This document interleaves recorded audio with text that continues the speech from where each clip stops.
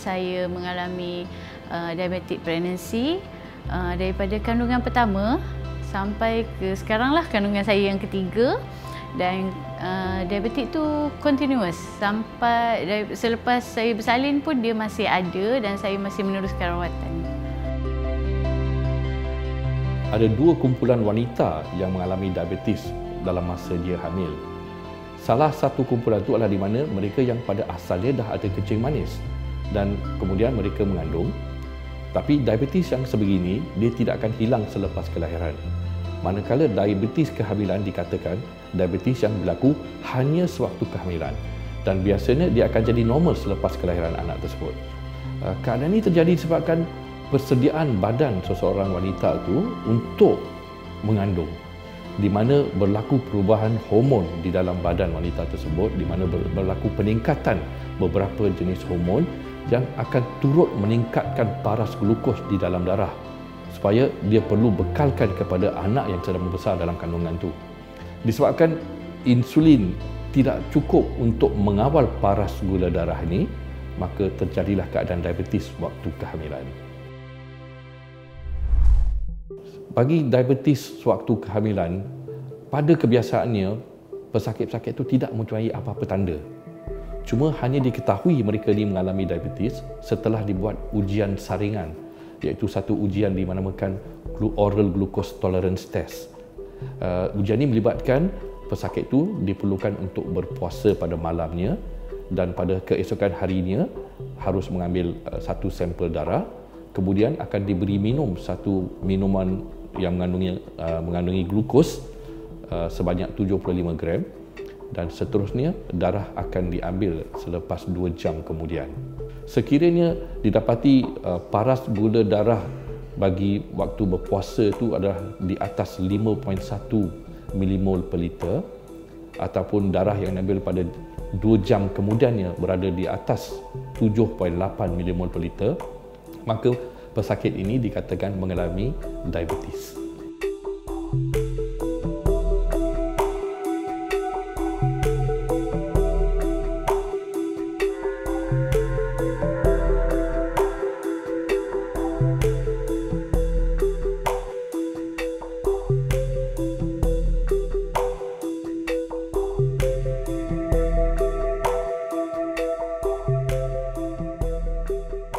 Saya disahkan mengidap diabetes semasa kehamilan pada usia kandungan 7 bulan. Semasa itu berat badan saya naik mendadak dan doktor cadangkan untuk saya cek darah dan juga minum air gula. Kemudian apabila buat pemeriksaan tersebut, memang saya disahkan mengidap diabetes semasa kehamilan lah.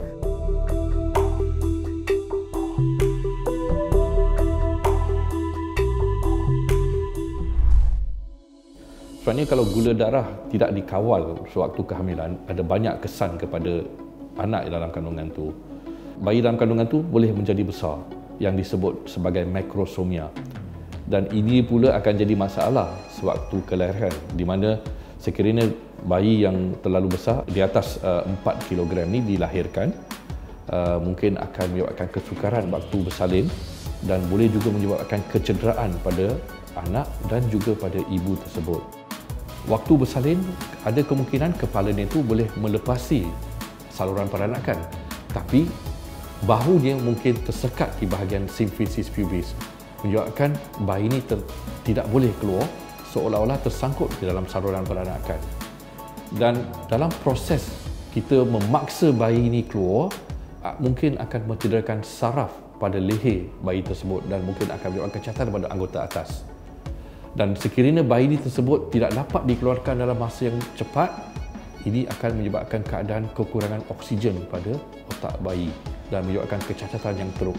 Jadi untuk mengatasi masalah ini, doktor terpaksa buat beberapa prosedur yang mungkin juga akan berisiko mencederakan bayi. Di samping itu, disebabkan bayi yang besar keluar daripada saluran peranakan, boleh juga menyebabkan kekoyakan pada bahagian faraj wanita tersebut. Di samping itu, risiko untuk menjalani pembedahan caesarean adalah lebih tinggi sekiranya anak ni bersaiz lebih daripada 4 kg. Anak pertama saya tak besar sangat, 3.2 kilo saja. Cuba melalui normal tapi tak berjaya dan akhirnya doktor buat caesar lah kan. Untuk anak kedua pula saya memang minta caesar terus. Tapi anak kedua mungkin diet saya tak terkawal sikit, dia keluar besar 4 kilo.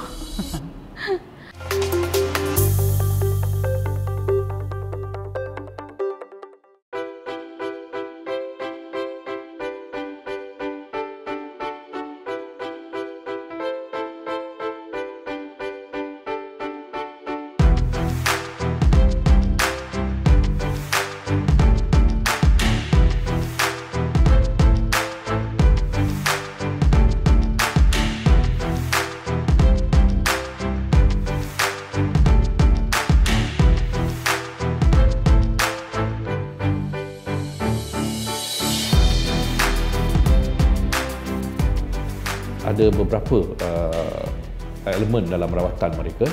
Yang penting sekali adalah kita harus mengawal paras gula darah dalam tahap yang optimum, di mana kita akan cuba untuk merawat dengan cara memanipulasi pemakanan pesakit tersebut yang disebut medical nutrition therapy, di mana pesakit akan dinasihatkan untuk mengamalkan cara pemakanan yang sesuai dengan keadaan diabetes dan juga bersesuaian dengan berat badan pesakit tersebut. Saya perlu kawal pemakanan saya. Saya tak boleh makan makanan yang manis-manis, saya perlu kurangkan, dan doktor pun nasihatkan untuk cut down sikit karbohidrat saya lah, sebab baby tu sangat besar. So takut komplikasi bila saya bersalin nanti susah. Yalah, kita tengah mengandung banyak benda nak makan tapi kita kena kawal. Doktor nasihatkan untuk kawal pemakanan, dia kena nasihat kena makan ubat berterusan. Lepas tu senaman, kena jaga kandungan tu elok-elok, takut apa-apa terjadi pada anak.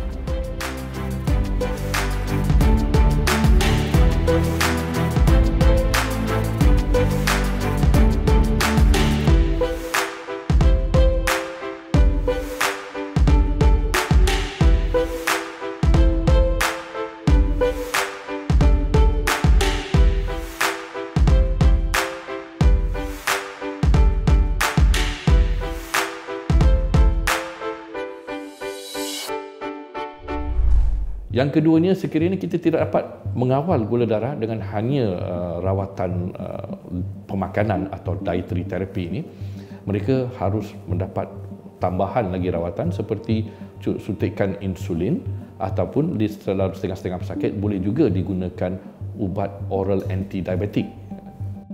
Masa mengandung memang saya cucuk insulin sebab doktor memang tak sarankan kita makan ubat semasa mengandung sebab dia akan efek pada baby. Jadi sekarang ni saya ada follow up 6 bulan sekali di klinik kesihatan dan saya continue 3 jenis ubat. Dalam keadaan diabetes waktu kehamilan, diabetes ini akan hilang ataupun dia akan kembali menjadi normal selepas kelahiran. Jadi dia tidak perlu rawatan susulan. Sekiranya dia mengambil insulin sewaktu kehamilan, dia tidak perlu lagi teruskan suntikan insulin tersebut selepas kelahiran anak. Tetapi ada satu keadaan di mana ibu ni mungkin mengalami diabetes sebelum kehamilan tapi tak disedarinya. Dan waktu kehamilan dia telah didiagnosa sebagai mendapat diabetes. Jadi kalau sekiranya itu keadaannya, maka diabetes akan berterusan. Dan dia bukannya diabetes sewaktu kehamilan sebab diabetes ini dah ada sebelum daripada waktu dia hamil.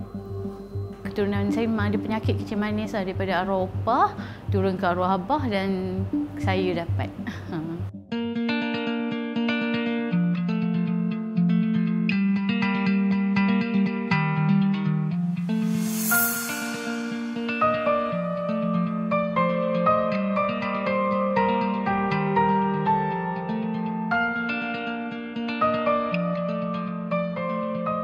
kami mengesyorkan bagi mereka yang pernah mengalami diabetes kehamilan supaya mengamalkan gaya hidup sihat, senaman yang sesuai, cara pemakanan yang baik supaya tidak untuk mengelakkan mendapat diabetes di kemudian hari. Di samping itu mereka juga harus melakukan ujian saringan secara berkala untuk mengetahui sama ada mereka ni mengalami diabetes atau tidak. Nasihat doktor, kita kena ingat kawal pemakanan kita, buat exercise selalu. Lepas tu kalau kita dah tahu kita ada keturunan daripada diabetik ni, saya nasihatkan jaga kontrol pemakanan tu dari awal. Jangan kita ambil sesuka hati macam air gas, nasi berlebihan, semua tu tak elok. Jadi daripada anak-anak kita pun kita dah kontrol. Macam saya, insya-Allah ada potensi untuk pergi kepada anak-anak saya. Jadi daripada sekarang saya dah mula kawal pemakanan dia orang. Dari segi pemakanan saya jaga dan saya juga periksa gula saya sebab doktor cakap komplikasi dia boleh menyebabkan bayi tu dia akan meninggal di dalam kandungan. Jadi saya memang pastikan baby tu bergerak semuanya dan doktor pun saya memang kerap jumpalah. Jadi untuk pemantauan saya punya kandungan gula. Dari segi tu insya-Allah saya rasa komplikasi tu boleh dielakkan.